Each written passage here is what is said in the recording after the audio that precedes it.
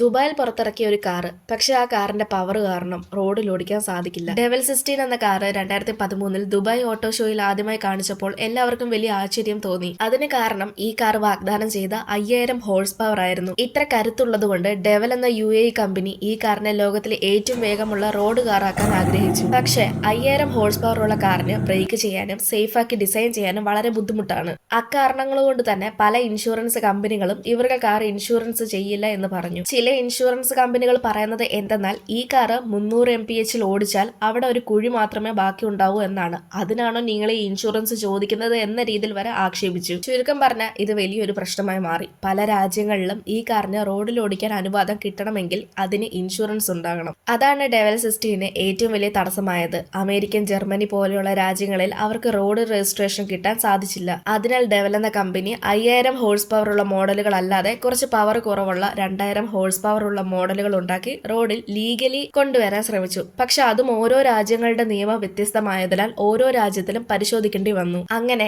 Devil 16 എന്ന car ഏറ്റവും വേഗതയുള്ളവയിൽ ഒന്നായിട്ടും അതിന്റെ ശക്തിയും സ്പീഡും കാരണം ഇൻഷുറൻസ്, ലോ, സേഫ്റ്റി എല്ലാം തടസ്സമായി മാറി. ഇന്നും ഡെവൽ 16 എന്ന ഈ കാറിന് ടെസ്റ്റിംഗുകൾ നടന്നുകൊണ്ടിരിക്കുകയാണ്. സാധാരണ ജനങ്ങൾക്ക് റോഡിലൂടെ ഓടിക്കാനുള്ള അനുമതി ഇതുവരെ കിട്ടിയിട്ടില്ല. നിങ്ങൾക്ക് ഡെവൽ 16 എന്ന ഈ കാറ് ഇഷ്ടമാണോ അല്ലയോ എന്നുള്ളത് കമന്റ് ചെയ്യ്. ഇതുപോലെയുള്ള കൂടുതൽ വീഡിയോസ് കാണാനായി ചാനൽ സബ്സ്ക്രൈബ് ചെയ്യാനും ഇൻസ്റ്റഗ്രാമിൽ ഫോളോ ചെയ്യാനും മറക്കല്ല്.